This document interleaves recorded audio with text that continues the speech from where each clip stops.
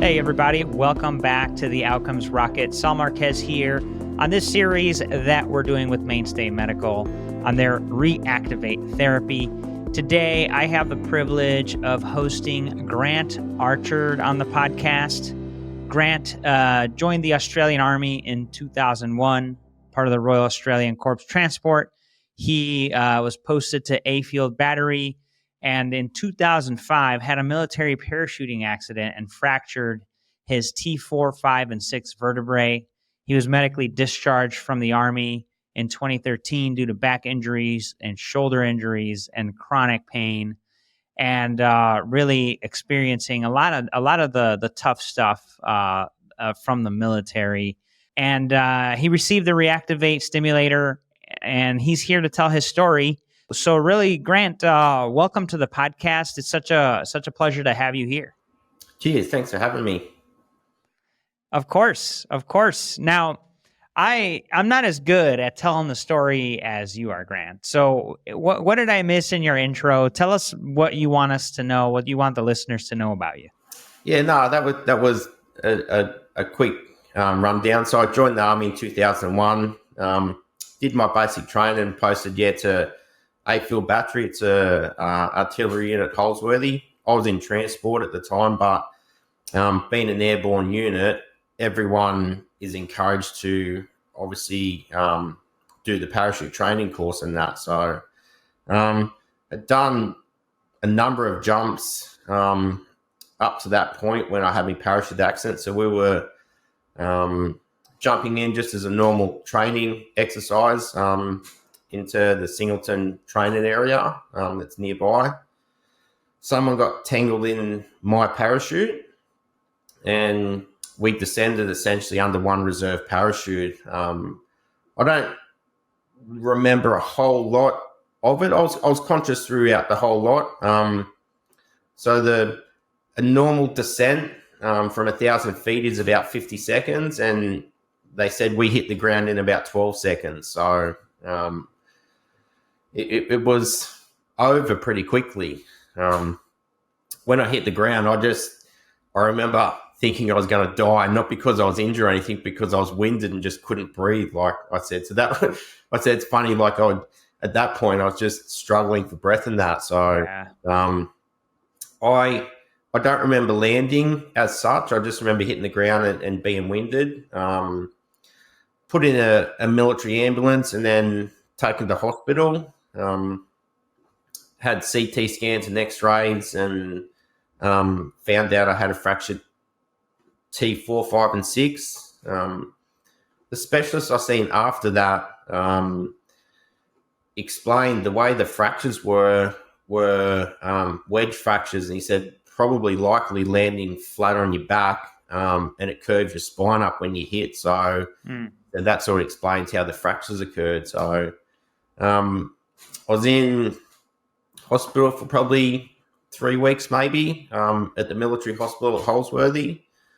Had to get a custom back brace made up, so it come right up to my neck and virtually just made out of like I guess a plastic and aluminium skeleton to hold me back nice and straight, and wore that for probably maybe 5 to 6 months. And I was off work for that time and doing rehab, mostly water rehab, because obviously there was no pressure on me back doing that. So I think maybe after about 6 or 7 months, I went back to work part-time and that. And then probably after 12 months, I was back to sort of, I guess, essentially full duties, but there was things I couldn't do ever again. Like I was never able to parachute again. And I think the following year, I got posted to the School of Transport, and I was a driving instructor for the next couple of years. But the fractures healed up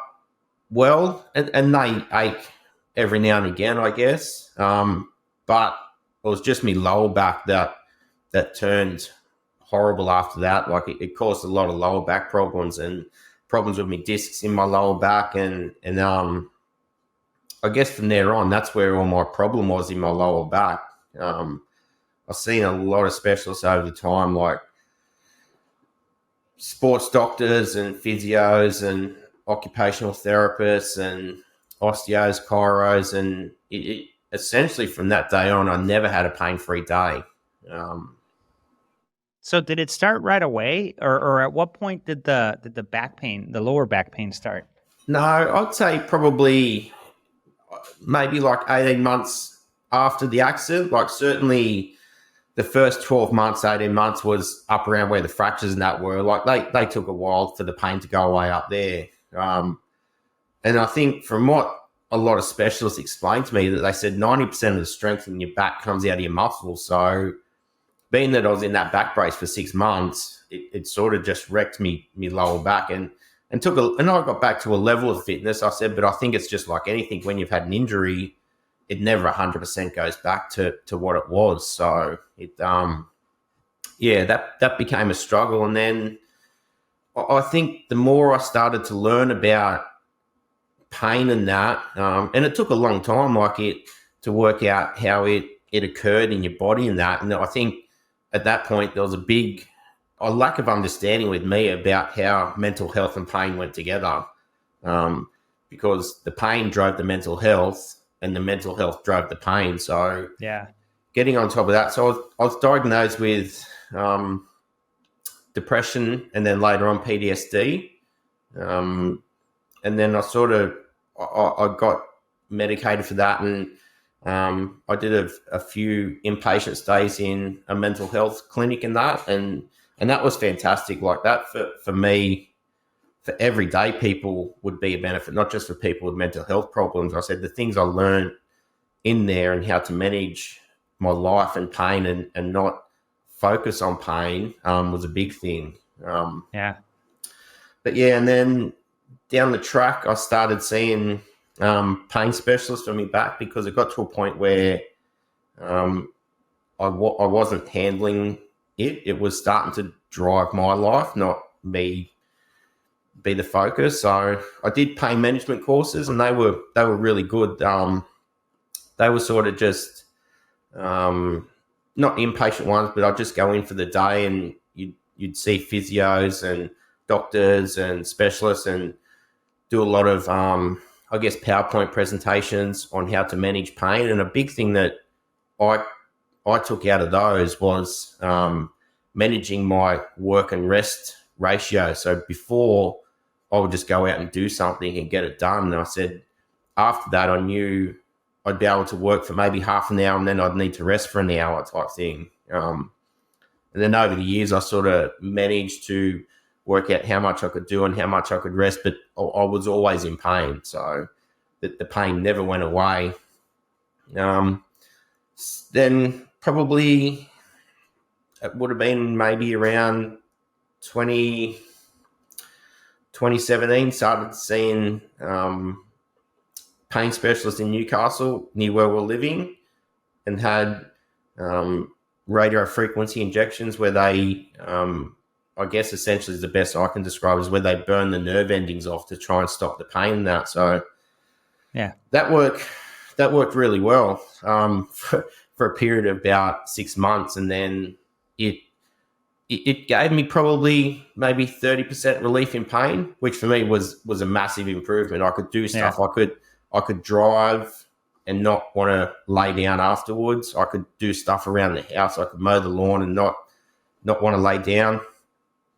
And that sort of wore off after about 6 months. Had it done again, and it just got less and less. So it lasted about 3 months, and then the last time I had it done, it probably lasted a month, I think, and it wore off. So it just diminished. The benefit totally diminished. And then like my specialist at the time, Dr. Russo, he explained to me, he said, we can just keep doing it. He said, but the nerves just learn to repair themselves.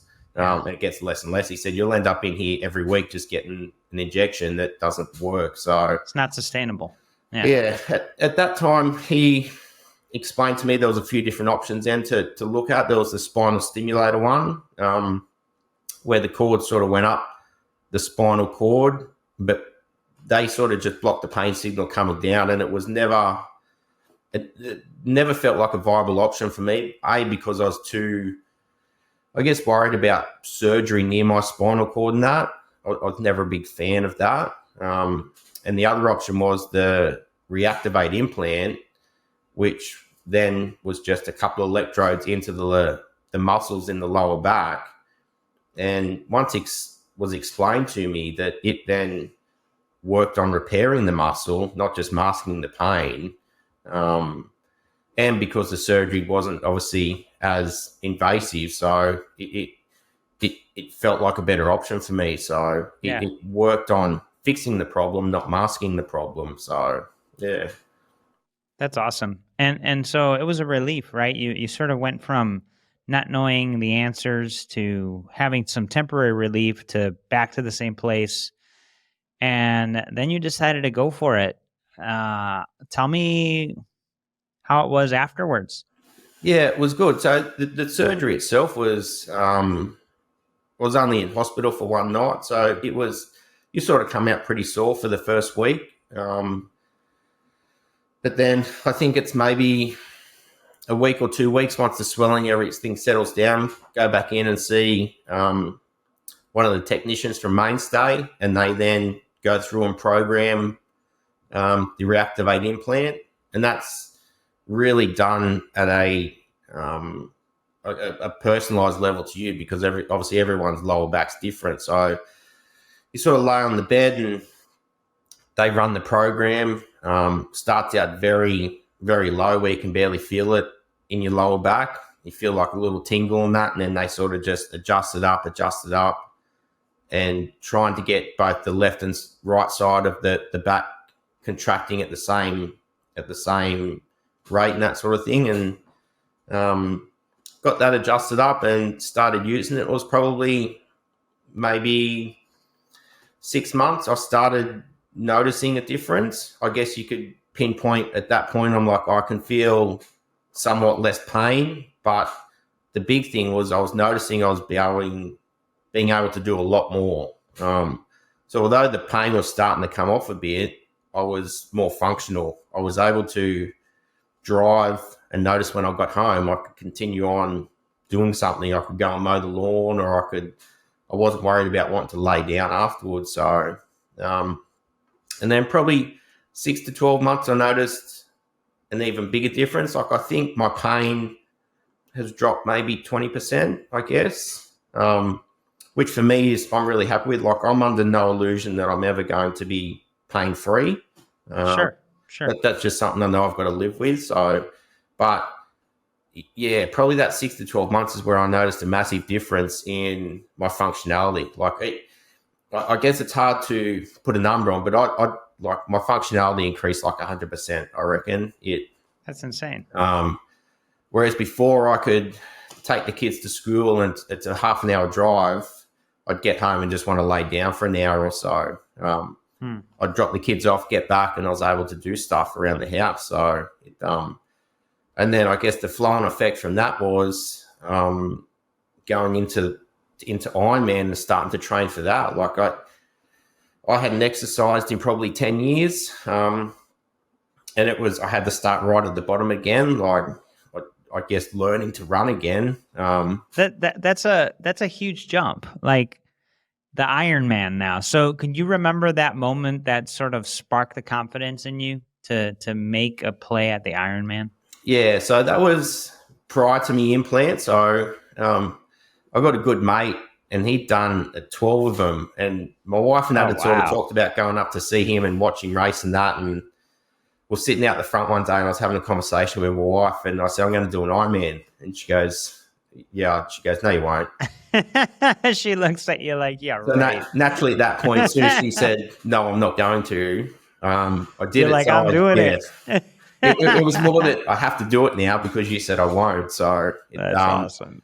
So I sort of, and this is probably a bad trait of mine, is that I don't put a lot of thought into stuff sometimes. So I sort of jumped on, went onto the Ironman website, and at that point, that was in May 2022. So I had 12 months, and I went, I'm just going to register, because if I register and pay, I can't pull out of it. So went on, did that, and had to then formulate some sort of getting back into exercise. As I said, I hadn't done that in essentially since leaving the army. So I always associated exercise with pain, and I never wanted to do it. So it was a big learning curve. Like I went from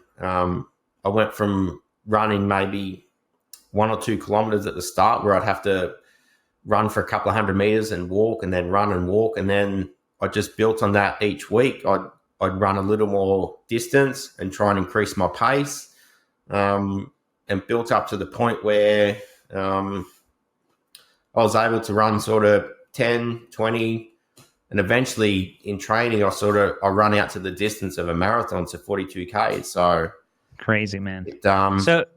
And then it's a bike, it's a swim, bike, run, right? In that order? Yeah. And you did it all? Yeah. So the swim's 3.8 kilometers. The bike's a 180 kilometer ride, and then a 42.1, I think, or 2, a standard distance marathon. So it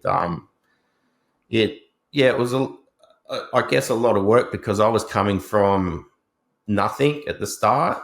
And I think leading into it, I had done all the distances individually in training in that, but I wasn't sure if I'd be able to put them together in the race. And I think physically I was probably prepared, but mentally I just went, I'm not sure if I can do it. Even up to the point of race day, I just went, I don't know if I can put all 3 together, and see what happens. So, but yeah, so I guess in between that, so I started training in May, and then it was in August when I had the implant put in. So I then had a disruption for a period of time to get over the surgery and that.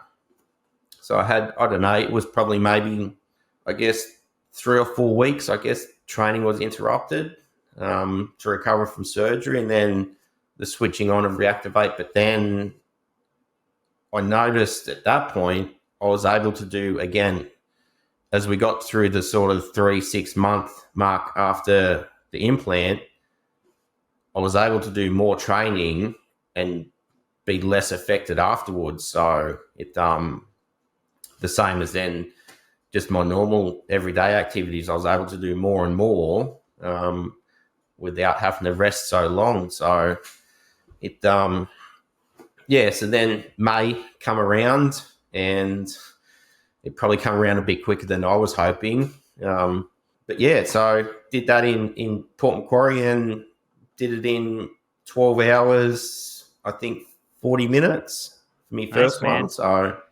congratulations. It was huge. Just, it's, I don't know, it's quite How did it feel? Your whole body just hurts. Everything just stings. I think that's, I said, but it's funny, like, because your butt hurts because you've been on a bike for 180 kilometers. Every bit of skin just feels like it's been torn to pieces because it's just been rubbing for that long. And the run was hard. Like, I got to the run, and it sort of become a jog, walk, because at that time I was just spent. And then I think I finished it.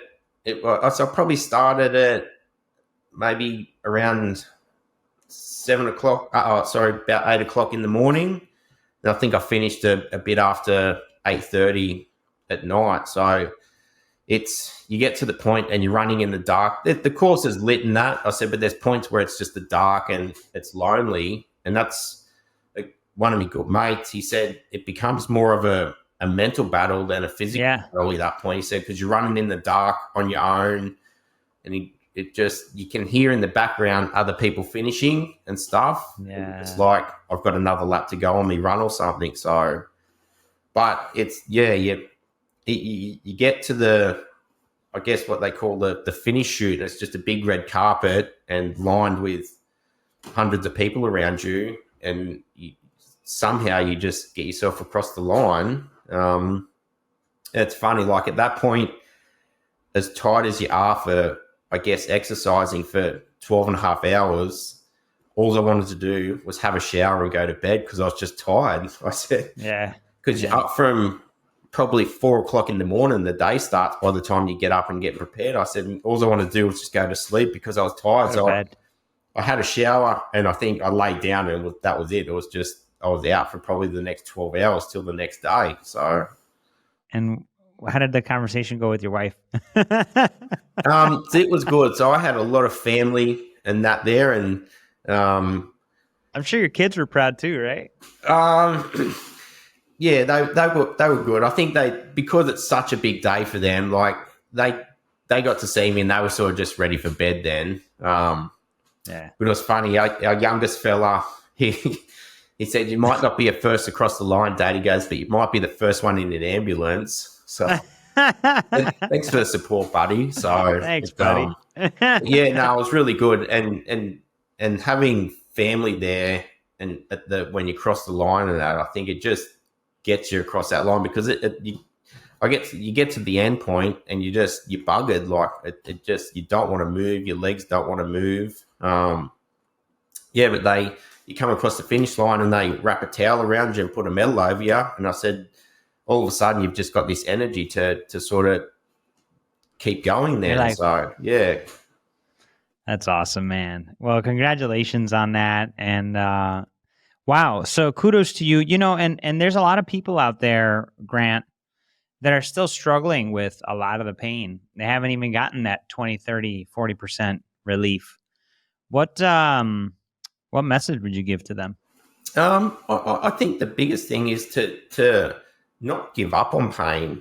And I guess I went through a similar thing. Like I'd seen multiple pain specialists over the time and they said, no, there's nothing more we can do, that sort of thing. You know, so I think it's persevering and I guess the medical system shouldn't be like that. I said, but it's waiting to find a doctor and go, this is what you need. I said, but I think now, and since I've been working with Mainstay and Reactivate and having the benefit of it and realizing what it can do, I said it's getting the word out there to people about the different treatment options. I said and I think and how we go about that, I don't know, but I said letting people know about that so they can go to their doctor and go, this is something I want to try.